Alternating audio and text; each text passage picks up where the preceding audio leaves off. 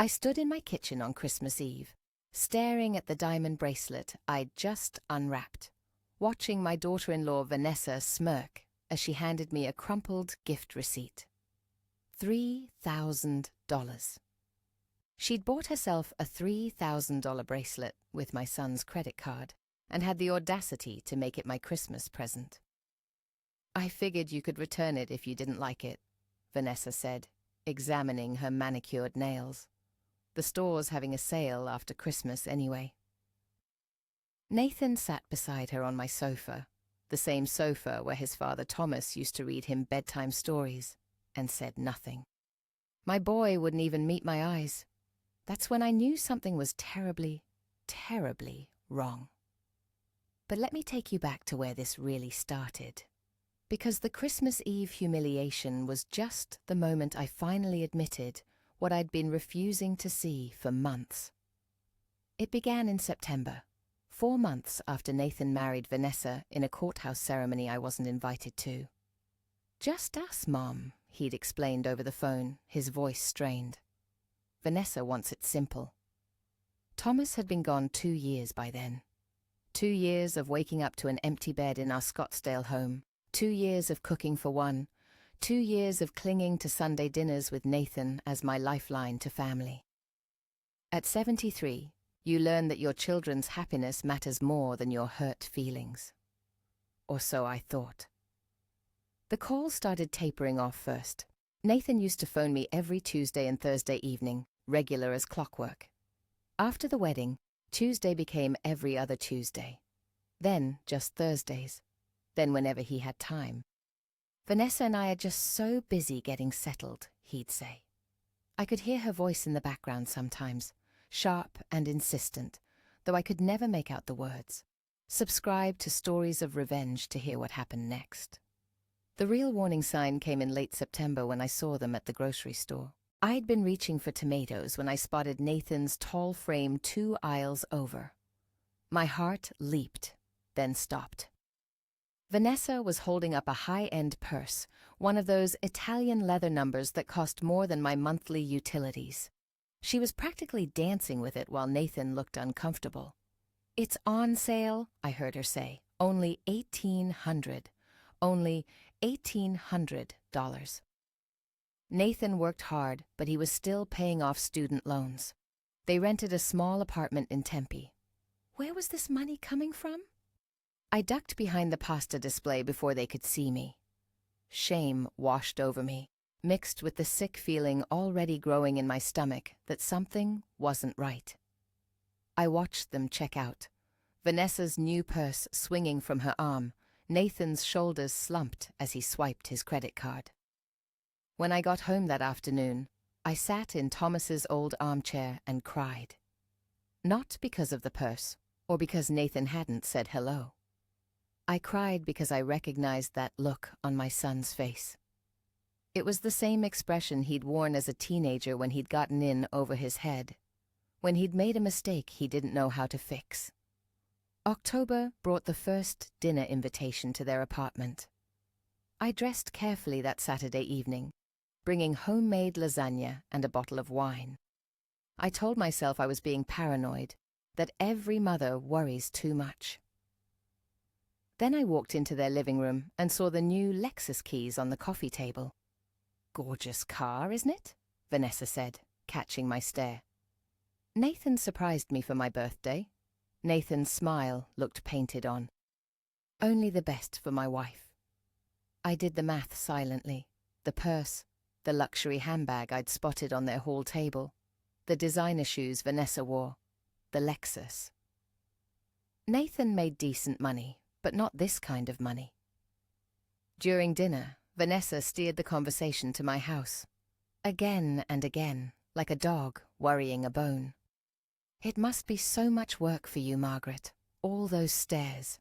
That big yard." "I manage fine," I said. "But at your age, wouldn't a nice condo be easier? One of those senior living places with activities and everything?" My fingers tightened around my fork. "I'm 73, Vanessa. Not dead." She laughed, but her eyes remained cold. "Of course not. I'm just thinking of your comfort. And the money from selling could really help with, care facilities down the road. These things are expensive. Nathan shifted uncomfortably. Mom loves that house, Vanessa. Dad built the deck himself. Thomas did love that deck, I said softly, watching my son's face. For just a moment, his eyes met mine, and I saw something there. Fear? Guilt? It vanished before I could be sure. They invited me to a cookout the following Saturday. I almost declined, but Caroline, my friend of 40 years, convinced me otherwise. You need to stay involved, she said over coffee that week. Don't let her push you out of Nathan's life. So I went. I brought potato salad and plastered on a smile. The apartment complex had a small courtyard with a few grills. It was a beautiful October afternoon, warm but not hot, the kind of Arizona day that makes you forget the brutal summers. Nathan manned the grill while Vanessa held court with some of their neighbors, her laugh too loud, her gestures too big. I was helping arrange the food on their folding table when I heard her phone ring. She glanced at the screen, and something flickered across her face. Excitement. Anticipation. I need to take this, she said to no one in particular, walking toward the apartment building. I don't know what made me follow her. Maybe it was Thomas' voice in my head, the way he used to say, trust your gut. Maybe it was simple maternal instinct. Either way, I found myself trailing behind her, far enough not to be noticed. She ducked into the apartment building's side entrance, the one that led to the laundry room. I stood just outside the door, hidden by a large potted cactus, and heard her voice drift through the partially open window. No, he doesn't suspect anything. A pause. I'm working on it. She's already talking about the house being too much work. Another pause, then a low laugh. Trust me, Marcus. Once I convince him to get her to sign, we'll have access to everything. The house alone is worth $600,000. My blood turned to ice. She adores him. She'll do whatever he asks if I play it right. Vanessa's voice dripped with satisfaction. Give me 2 more months. By Christmas, we'll have her committed to selling, and then we can finally make our move. I pressed my hand against the building's warm stucco wall to steady myself. Marcus? Who was Marcus? I love you too, Vanessa said, her voice softening in a way I'd never heard her speak to Nathan. This will all be over soon, and we can start our real life together. The call ended. I heard her footsteps approaching the door and scrambled back toward the courtyard, my heart hammering against my ribs. When Vanessa emerged, I was sitting at the picnic table, looking at my phone as though I'd been there the whole time. She walked past me without a second glance, her face composed, her smile bright as she called out to Nathan about checking on the burgers. I watched her slide her arm around my son's waist, watched him kiss the top of her head, completely oblivious. My gentle, trusting boy, who still believed the best in people, because that's how his father and I had raised him. She was using him, planning to manipulate him into convincing me to sell my home, the house Thomas and I had built our life in, the house we'd paid off with 40 years of hard work and sacrifice. And then what? She'd mentioned someone named Marcus, making their move, starting their real life together. The potato salad turned to sawdust in my mouth. I made it through the rest of the cookout on autopilot, smiling and nodding and complimenting Nathan's grilling. When I left, Vanessa hugged me, and I had to fight the urge to pull away from those deceitful arms. That night, I didn't sleep. I lay in the bed I'd shared with Thomas for 48 years and stared at the ceiling, my mind racing. At 3 a.m, I got up and made tea. I sat at the kitchen table where Thomas and I had solved every problem our marriage had faced, where we'd planned Nathan's college fund, where we'd held hands during his cancer diagnosis and treatment, where he'd kissed me goodbye the morning of the day he died, never knowing it would be the last time. What would Thomas do? I knew the answer. He'd never been one to sit back and let someone take advantage of our family. But he'd also been smart, methodical. He'd taught me to think things through, to gather information before acting. By dawn, I'd made my decision. I called Caroline as soon as I thought she'd be awake. 7 in the morning might have been early, but this couldn't wait. "I need your help," I said when she answered. "That private investigator you mentioned, the one who helped your nephew with his custody case. Do you still have his number?" There was a pause. "Margaret, what's going on?" "I can't explain everything right now, but I need to know the truth about Vanessa. I need proof of what she's planning." To her credit, Caroline didn't argue or ask questions. She just said, "His name is Mr. Chen, retired police officer, very discreet. I'll text you his information." The text came through 10 minutes later. I stared at the number for a long time before I dialed it. Mr. Chen had a quiet, patient voice that reminded me of Thomas. We arranged to meet that Monday at a small office he kept in Scottsdale, not far from my home. When I walked into his modest office 2 days later, I was surprised by how ordinary it looked. Just a neat desk, a few filing cabinets, and a man in his 60s with kind eyes and a gentle handshake. "Mrs. Holland," he said, "Caroline speaks very highly of you.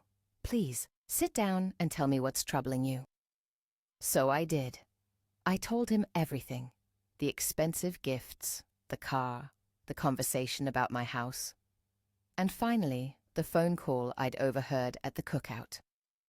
Mr. Chen took notes with an old-fashioned pen, nodding occasionally. When I finished, he was quiet for a moment. "This Marcus she mentioned," he said finally. "Do you have any idea who he might be?" I shook my head. I've never heard the name before. "And your son, Nathan.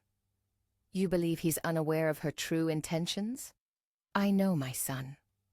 My voice came out fiercer than I intended. "He's not perfect, but he's not a liar. He would never consciously try to steal from me. She's manipulating him, Mr. Chen. I'm sure of it." He studied me for a moment, then nodded. "I believe you, and I think we can help you figure out exactly what Mrs. Holland is planning." He paused. "But I need to be honest with you. If we dig into this and find something, it might not be pretty. Are you prepared for that?" I thought about Nathan's face at dinner, the guilt I'd seen flickering there. I thought about Thomas, about the life we'd built in that house, about the inheritance we'd carefully planned to leave our son, so he'd have security, opportunities, a foundation. I thought about Vanessa's cold eyes and calculated smile. "I'm prepared for whatever the truth is," I said. "I just need to know it." Mr. Chen smiled, a small, approving gesture. "Then let's get started." Over the next 2 weeks, Mr. Chen worked quietly and thoroughly. He called me every few days with updates, his voice always calm and professional. Vanessa had a history. 3 previous relationships, all with men who had money or assets. 2 of those men had filed restraining orders after she'd cleaned out their bank accounts. And Marcus? I asked during one of our phone calls. "Marcus Reeves. He's been in her life for 6 years. They have matching social media posts from vacations together, always when she's supposedly been single. He has a criminal record for fraud." My hands shook as I gripped the phone. 6 years. She's been with him for 6 years? It appears so. I'm still gathering evidence, but the pattern is clear. She targets financially stable men, gains access to their assets, then disappears with Mr. Reeves once she's gotten what she came for.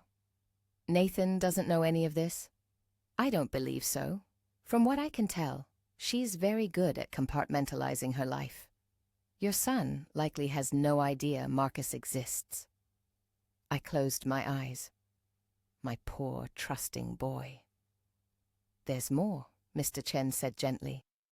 I tracked some of Nathan's credit card statements. Public records from a case she was involved in gave me the account numbers to cross-reference. In the last 4 months, she spent over $47,000 on his cards. $47,000. I felt dizzy. What do I do? I asked. How do I tell Nathan? You don't. Not yet. If you confront her now, she'll disappear, and your son will be left with the debt and a broken heart. We need enough evidence to prove fraud. Then we go to the police, and we make sure she can't do this to anyone else. So I waited. I played my part.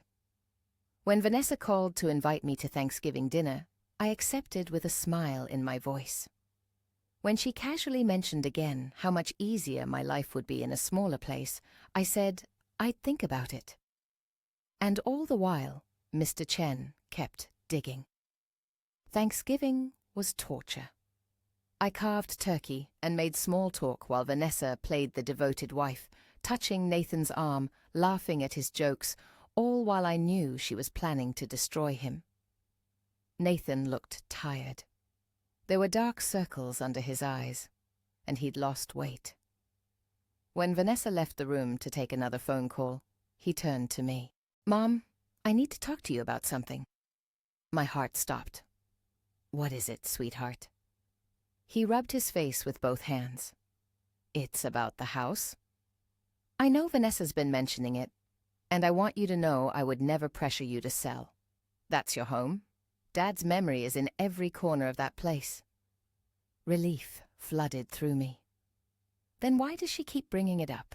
She thinks she's helping. She worries about you being alone in such a big space.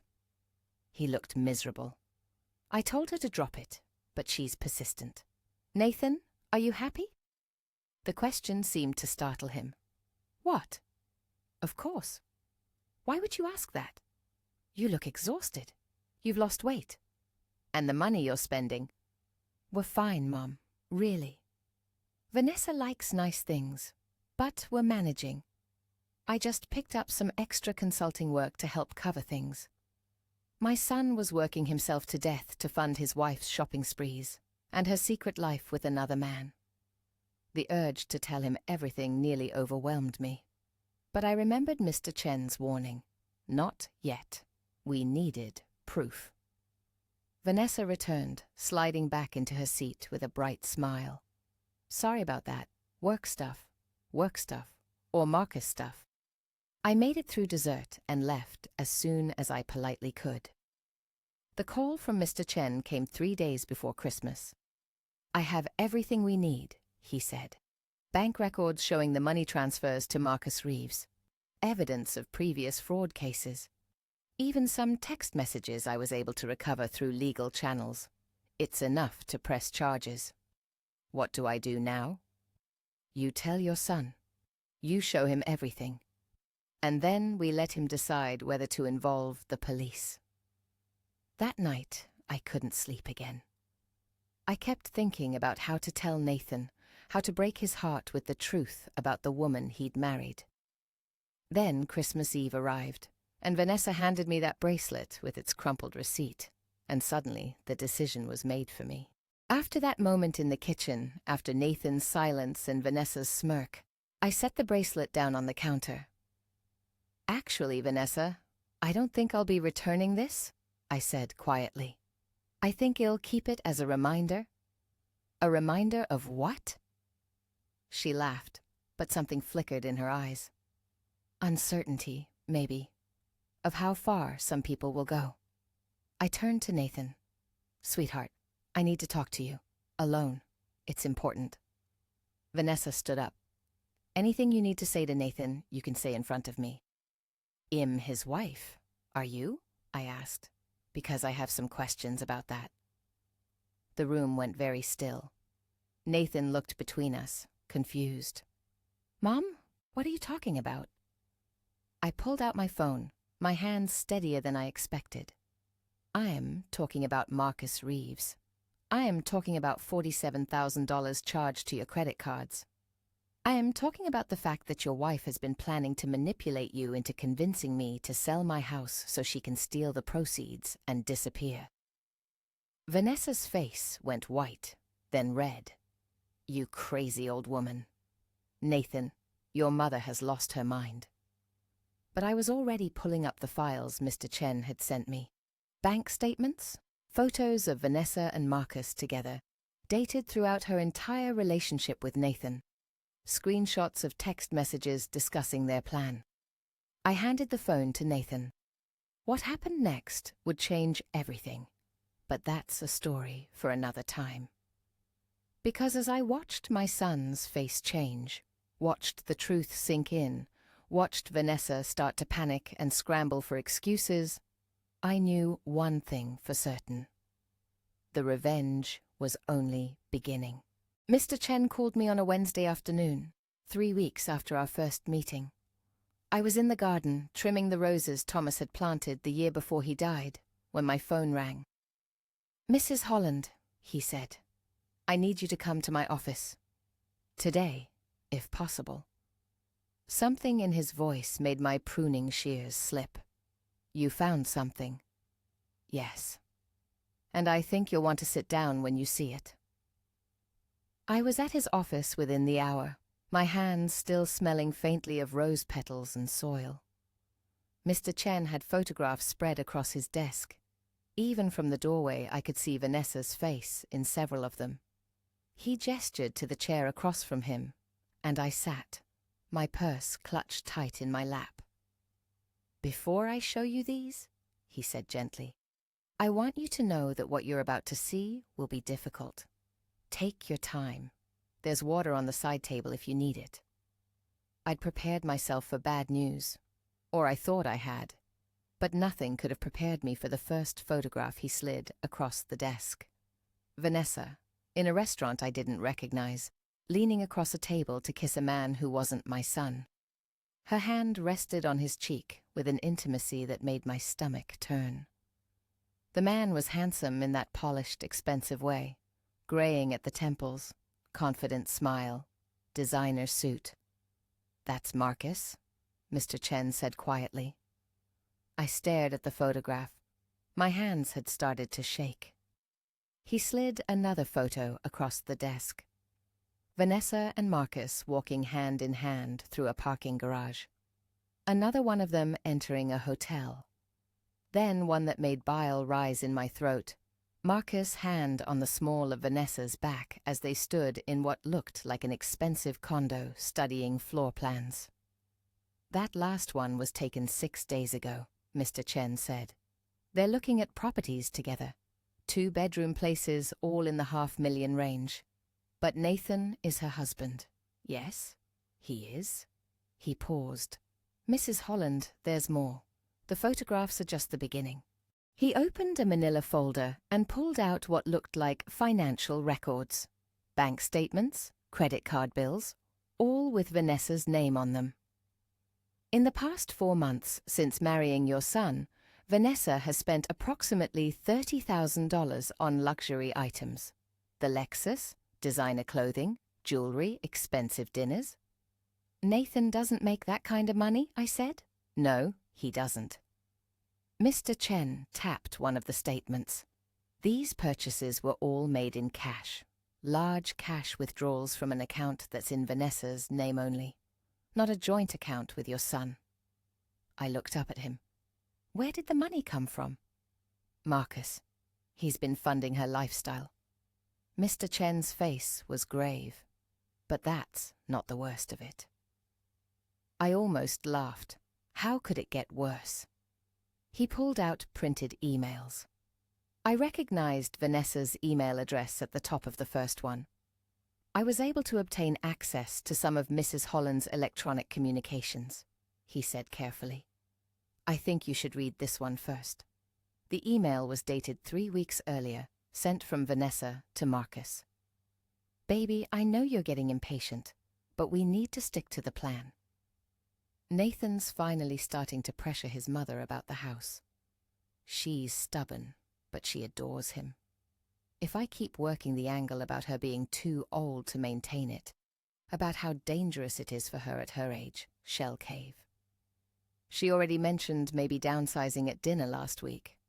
By Christmas, I'm confident we can get her to commit to selling. Once the house is on the market, we make our exit. File for divorce, split whatever we can squeeze out of the estate, and start our real life.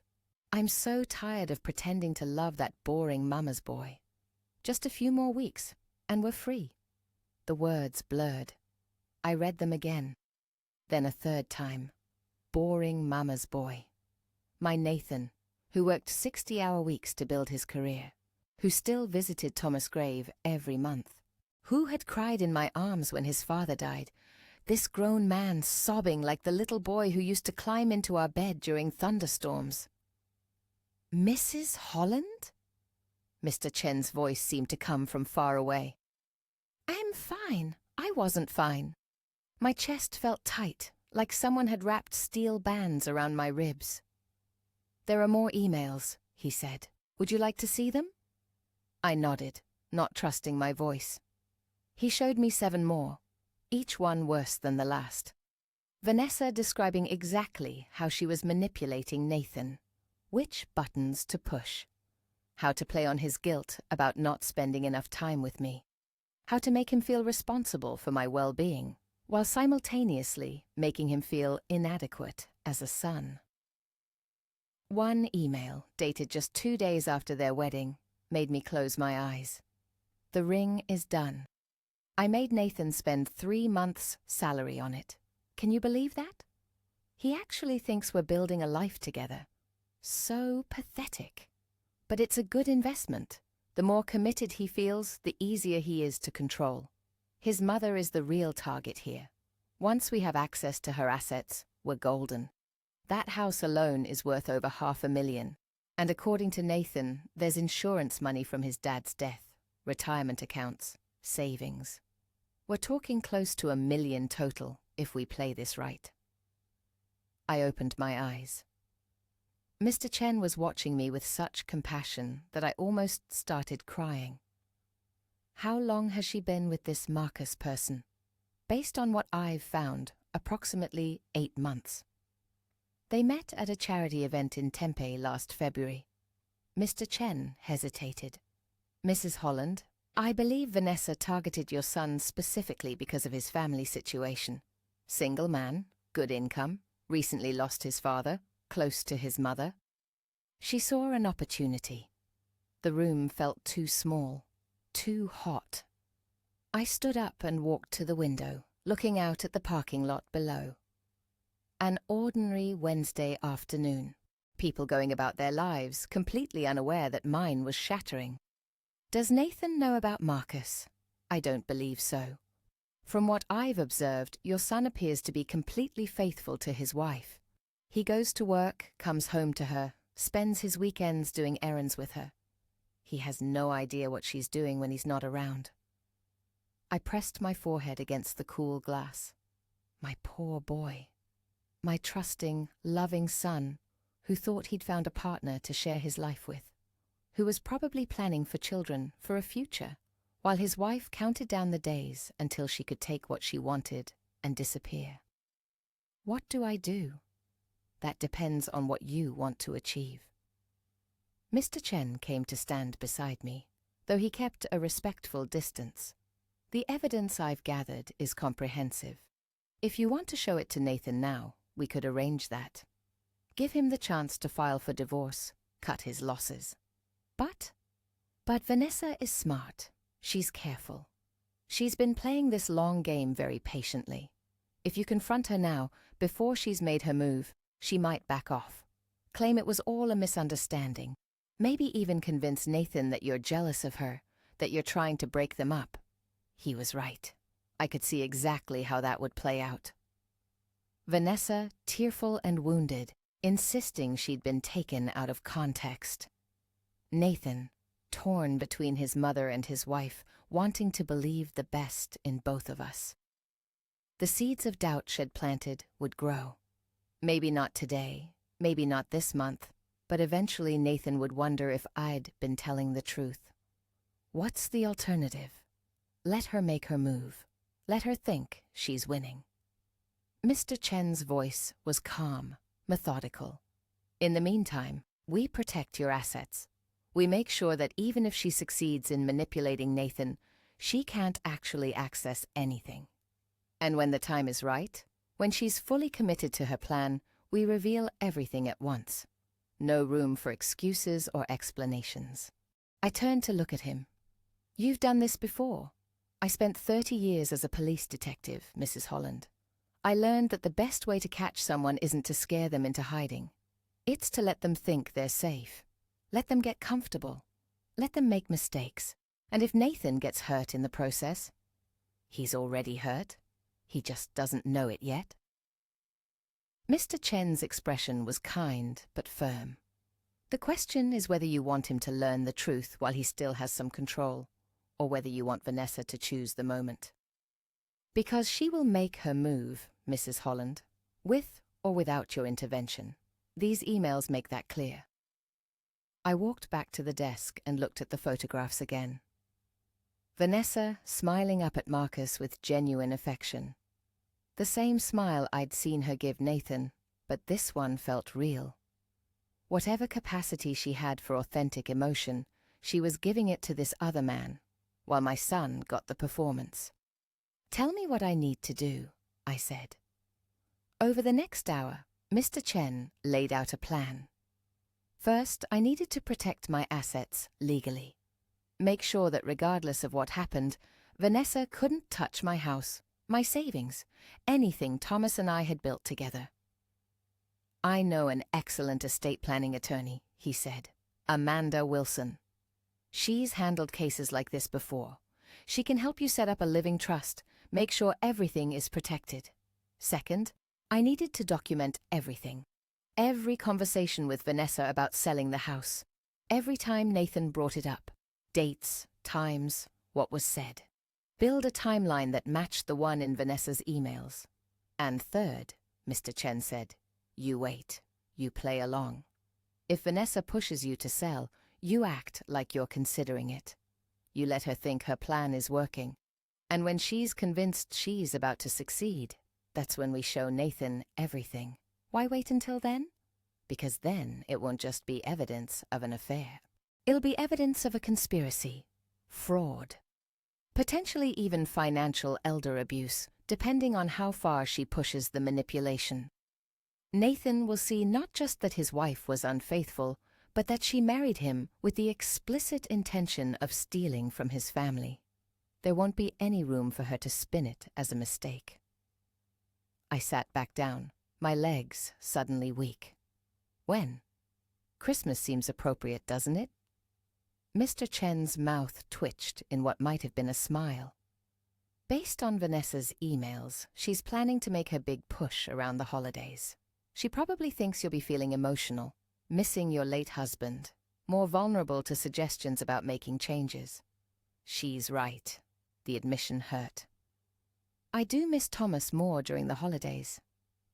Then use that, Mr. Chen said gently. Use her own assumptions against her. Let her think she's playing on your grief when really, you're gathering everything you need to protect your son. I left his office with copies of everything, the photographs, the emails, the financial records. He'd put them all in a large envelope marked with just my name.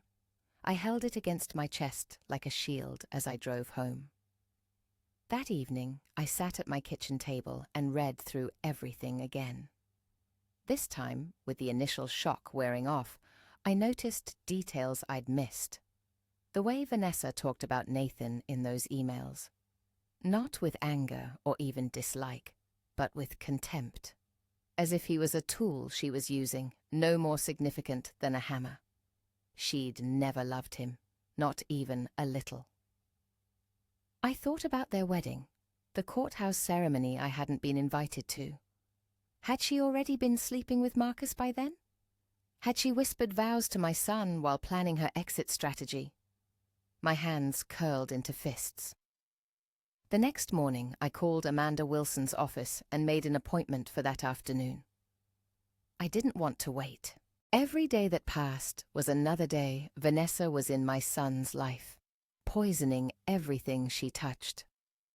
Amanda Wilson's office was in a professional building near Old Town Scottsdale. all glass and modern architecture. She was younger than I'd expected, maybe 50, with sharp eyes and a firm handshake. "Mr. Chen briefed me on your situation," she said, after we'd settled into her office. "I'm so sorry you're dealing with this, Mrs. Holland. Unfortunately, I see cases like yours more often than I'd like. Is there really nothing Nathan can do legally? She married him under false pretenses. Proving fraud in a marriage is extremely difficult," Amanda said. "And given that they've only been married a few months, there likely aren't significant marital assets to divide anyway. The real concern is protecting your assets from any claims she might make." She pulled out a legal pad and started taking notes as I explained my financial situation.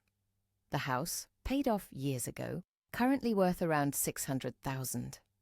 Thomas' life insurance payout, most of which I'd invested conservatively.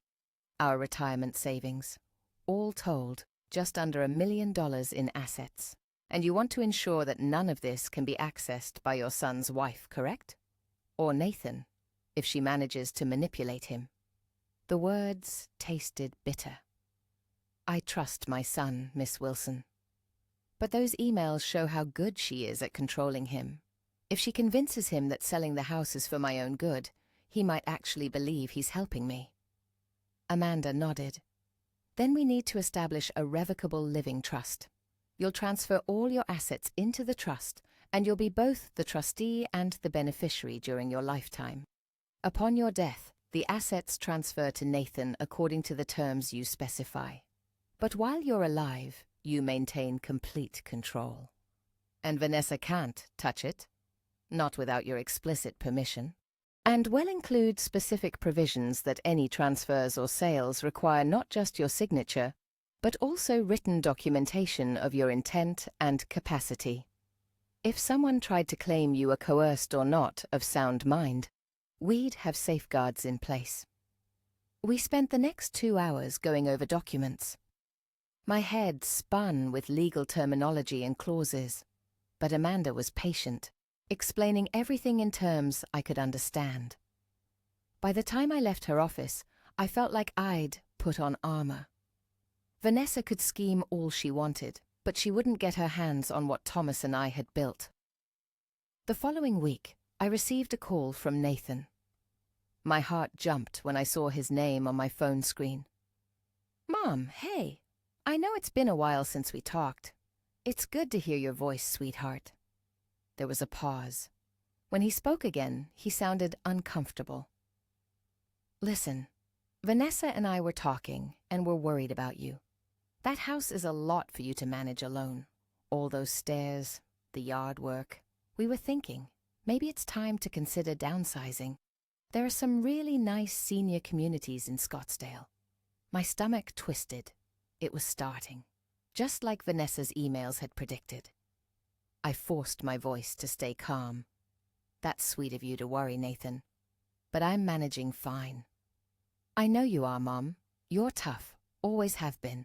But Dad's been gone 2 years now. Maybe it's time to think about what's best for your future. Making things easier on yourself." Dad. He'd brought up Thomas. Was that his own thought? Or had Vanessa coached him on which emotional buttons to push? "Let me think about it," I said, even though every fiber of my being wanted to scream at him to wake up. But Mr. Chen's words echoed in my head. "Let her think she's winning." "Yeah, okay. Just think about it. We love you, Mom. We. As if Vanessa loved me. As if she was capable of loving anyone except maybe Marcus and herself." After we hung up, I made a note in the journal Mr. Chen had told me to keep. Date, time, what Nathan had said. Evidence of the manipulation in action. The calls continued over the next few weeks. Nathan would phone every few days, always circling back to the house. How was I managing the yard work? Had I thought about what it'd do if I fell and couldn't get help? Wouldn't I be happier somewhere with less maintenance? I played my role, said I was thinking about it, mentioned that he might be right about the stairs being difficult, let him believe he was making progress. Meanwhile, Mr. Chen continued his surveillance. More photographs arrived. Vanessa and Marcus at restaurants, at hotels, shopping together for furniture, living the life she wanted while my son worked long hours to support her. One photograph in particular made me see red. Vanessa, trying on wedding dresses in an upscale boutique in Tempe. A salesperson standing nearby, smiling. Marcus in a chair behind her, watching with obvious appreciation. "She's already planning her next wedding," Mr. Chen said when he showed me. "Before she's even divorced from her current husband." I studied the photograph. Vanessa looked radiant in a sleek white gown, nothing like the simple dress she'd worn to marry Nathan. This was the wedding she wanted, the one she'd deemed my son unworthy of. "How much longer?" I asked. "Based on her emails, she's planning to make her final push at Christmas. She thinks you'll be emotional about it being your second Christmas without your husband. She's going to suggest that Nathan ask you to commit to selling after the holidays. Once you agree, she'll start divorce proceedings in January. 2 more weeks. I could hold on for 2 more weeks. I went shopping the next day. Found a jewelry store and picked out an expensive bracelet, similar to the ones Vanessa liked to wear. Paid for it with money from my trust. Then I went to one of those luxury stores downtown and bought a designer handbag. Caroline, who'd been updated on everything, met me for coffee afterward. "Are you sure about this?" she asked, eyeing the large shopping bag at my feet. "Christmas gifts," I said. "For Vanessa." Caroline's eyes widened. "You're kidding. I'm going to invite them for Christmas Eve. Give her these expensive presents. Let her think she's won, that I'm trying to buy her approval, that I'm the lonely old widow desperate to keep her son's wife happy. And then, after the gifts, after she thinks I'm completely under her control, I'm going to show Nathan everything, every photograph, every email, every single lie she's told him since the day they met." Caroline reached across the table and squeezed my hand. "Thomas would be proud of you." "Thomas would have confronted Marcus months ago," I said. But I smiled. I'm trying to be more subtle. The next day I called Nathan. "Sweetheart," I was thinking, "why don't you and Vanessa come here for Christmas Eve? I'll cook dinner like we used to when your father was alive." I've been feeling nostalgic. I could almost hear the excitement in his voice. "Really? Mom, that would be great. Vanessa will be so happy. She's been saying we should spend more time with you." I bet she has, I thought. Wonderful. 6:00 on Christmas Eve. "And Nathan, I've been thinking about what you said. About the house. You might be right. Maybe it is time to make some changes." There was a pause. "Yeah? Mom, that's really smart. We can talk about it more at Christmas." After we hung up, I sat very still in Thomas's armchair. The trap was set. Vanessa thought she was coming to a negotiation. She thought Christmas Eve would be the night she finally got me to commit to selling. She was right about one thing. Christmas Eve would change everything. But not the way she expected. I spent the next 2 weeks preparing. Dinner was perfect. The prime rib came out exactly as Thomas used to make it, pink in the center, crusty on the outside. Nathan complimented every dish, genuine warmth in his voice. Vanessa picked at her food, but she smiled at all the right moments, played her part flawlessly. I watched her across the table, watched the way she touched Nathan's arm when she laughed, the way she called him honey with just the right inflection. If I hadn't seen those emails, hadn't watched Mr. Chen's surveillance footage, I might have believed she actually cared. But I had seen them. I knew exactly who she was. After dinner, we moved to the living room. The Christmas tree I'd put up glowed in the corner, the same ornaments Thomas and I had collected over the years hanging from its branches. Nathan's baby handprint in clay from preschool. The angel we'd bought on our honeymoon. Memories in every decoration. "Mom, this is wonderful," Nathan said. settling onto the couch. Just like old times? Not quite, I said softly. Your father's missing. His face fell. Vanessa's hand found his knee, squeezed gently, playing the supportive wife. But he'd want us to celebrate together, I continued. Which is why I have something for you both. I retrieved the 2 elegantly wrapped boxes from beneath the tree, handed the larger one to Vanessa, the smaller to Nathan. Mom, you didn't have to, Nathan started. Of course I did. You're my family. Vanessa opened hers first, pulling away the ribbon and tissue paper. Her eyes widened when she saw the luxury handbag inside. Margaret, this is too much. Nothing's too much for my son's wife, I said, watching her face. She pulled it out, and I saw the moment she recognized the brand, the same kind she'd bought with Marcus' money. Her smile faltered for just a second before she recovered. It's beautiful. Thank you. Nathan opened his box next, stared at the car keys resting on the velvet inside. Mom, what is this? There's a new sedan in the driveway, for you and Vanessa. I know you've been working so hard, and I wanted to show my appreciation for how much you care about me. He looked stunned. Mom, we can't accept this. It's too expensive. Please. I leaned forward. Let me do this. You've both been so concerned about me, about whether I can manage this house. It means everything to know you care. The least I can do is show my gratitude. Vanessa's hand tightened on the handbag. I could see her mind working, recalculating. If I was giving them gifts this expensive, gifts that showed I was desperate for their approval, then surely her plan was working even better than she'd thought. We have something to discuss with you too, Vanessa said, and there it was, the moment she'd been waiting for. Nathan and I have been talking, and we really think you should seriously consider selling this house after the holidays. We've even looked at some lovely retirement communities, places where you'd have people around, activities, care if you need it. Nathan nodded, though he looked uncomfortable. We just want you to be safe, Mom. And happy? I know you do, sweetheart. I stood up. Actually, I have one more gift. Just for you, Nathan. I walked to the hall table and picked up the manila envelope tied with red ribbon.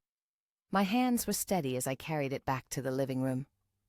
What's this? Nathan asked. Open it. He untied the ribbon, pulled out the first photograph. I watched his face as he registered what he was seeing. Vanessa, kissing another man. What the hell? He looked up at me, confused. Mom, what is this? Keep looking. He pulled out another photo. Another. Vanessa tried to grab them, but Nathan held them away, his movements sharp, angry. Nathan, let me explain, Vanessa started. Explain this? He held up the photo of her and Marcus looking at condos together.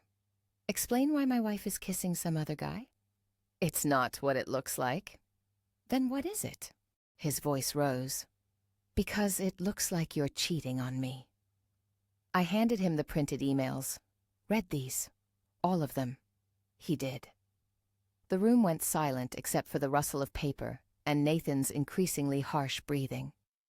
I watched the color drain from his face. Watched his hands start to shake. You married me to steal from my mother? His voice came out barely above a whisper. Nathan, no. Those emails are out of context. Out of context? He stood up, the papers scattering. You called me a boring mama's boy. You said you were tired of pretending to love me. You planned the whole thing, the wedding, everything just to get to my mom's money? Baby, please. Don't call me that. He was shouting now. You don't get to call me that. You never loved me. This whole marriage was a lie. Vanessa's composure finally cracked. You want to talk about lies? Your mother hired a private investigator. She's been spying on me for weeks because you were plotting to defraud her. Nathan turned to me. How long have you known? Mr. Chen contacted me 6 weeks ago, I said quietly. I'm sorry, Nathan. I wanted to tell you immediately, but I needed to be sure. I needed proof that couldn't be explained away. He looked at the photographs again, and I saw tears in his eyes. 6 weeks you knew she was doing this to me, and you didn't say anything? I wanted to protect you by letting me keep living with her, keep sleeping beside her every night while she planned to destroy our family. His voice broke. Mom, I deserved to know. He was right. The guilt I'd been suppressing for weeks rose up in my throat. You're right. I should have told you sooner. I was wrong. I stepped closer. But Nathan, look at what she was planning. She was going to manipulate you into convincing me to sell this house, your father's house, the home where you grew up. And then she was going to divorce you and take whatever she could squeeze out of the estate. If I'd told you earlier, without proof, would you have believed me? His silence was answer enough. Vanessa stood up, grabbing her new handbag. I don't have to listen to this. Nathan, we're leaving. We? He laughed, a harsh, bitter sound. There is no we. There never was, apparently. Just you and Marcus. Her face went white. How do you know about him? It's all in the emails, Vanessa. Every detail. How much he's worth. What you're planning to buy together. Even your plans for a second wedding. He looked at her with something like disgust. Were you ever going to tell me? Or were you just going to serve me with divorce papers and disappear? Nathan, please. Get out. What? Get out of my mother's house. Get out of my life. We're done. You can't just throw me out. I'm your wife. For now. He pulled out his phone. But that's going to change real fast. I want you gone tonight. Go to Marcus, since that's clearly where you want to be anyway. Vanessa looked at me, and for the first time, I saw real fear in her eyes. This is your fault. You poisoned him against me. No, I said calmly. You did that all by yourself. She grabbed her coat, her movements jerky, panicked. At the door, she turned back. You'll regret this, Nathan. Both of you. I already regret plenty, Nathan said, but getting you out of my life won't be one of them. The door slammed behind her. Through the window, I watched her get into her car and peel out of the driveway, tires squealing. Then Nathan sat down heavily on the couch and put his head in his hands. I sat beside him. Didn't say anything, just waited. How did I not see it? He asked finally. How was I so stupid? You weren't stupid. You were in love. Or you thought you were. She never loved me. It wasn't a question. No, I don't think she did. He was quiet for a long moment. Then, I'm sorry, Mom, for pushing you about the house, for not seeing what she was doing. You have nothing to apologize for. I chose her over you. All those times she made comments about you, little digs that I told myself I was imagining. I should have stood up for you. Nathan, look at me. I waited until he raised his head. His eyes were red, devastated. You were being manipulated by someone very skilled at manipulation. This isn't your fault. It feels like it is. I know. I took his hand. But we're going to get through this. Together. Like we got through losing your father. He squeezed my hand tight. Can I stay here tonight? I can't go back to that apartment. You can stay as long as you want. This is your home, Nathan. It always has been. We sat there in the quiet living room, the Christmas tree lights blinking softly, and I felt Thomas' presence so strongly it was like he was sitting right there with us. It took 3 months for Nathan's divorce to finalize. Vanessa tried to fight it at first, claiming she deserved half of everything. But Amanda Wilson was brilliant. She showed evidence of the affair, the fraud, the manipulation. Vanessa walked away with nothing but what she'd brought into the marriage. Marcus, it turned out, wasn't as committed to their relationship as Vanessa had thought. When she showed up at his door that Christmas Eve, he told her he'd been having second thoughts. Last I heard, Vanessa had left Arizona entirely. Nathan moved back into his childhood home. We had Sunday dinners again, just the two of us, and slowly I watched him heal. One Sunday evening, about 6 months after that Christmas, he helped me with the dishes and said, "Thank you, Mom, for protecting me, even when it was hard." "You always deserve it," I said. "That's what mothers do." He hugged me tight, and I thought about how close we'd come to losing everything. But Vanessa had underestimated a mother's love, and a mother's willingness to fight for her child, no matter what. Subscribe to Stories of Revenge for more stories like this. Sometimes the people who smile the brightest hide the darkest intentions. Stay vigilant, stay strong, and always protect the ones you love.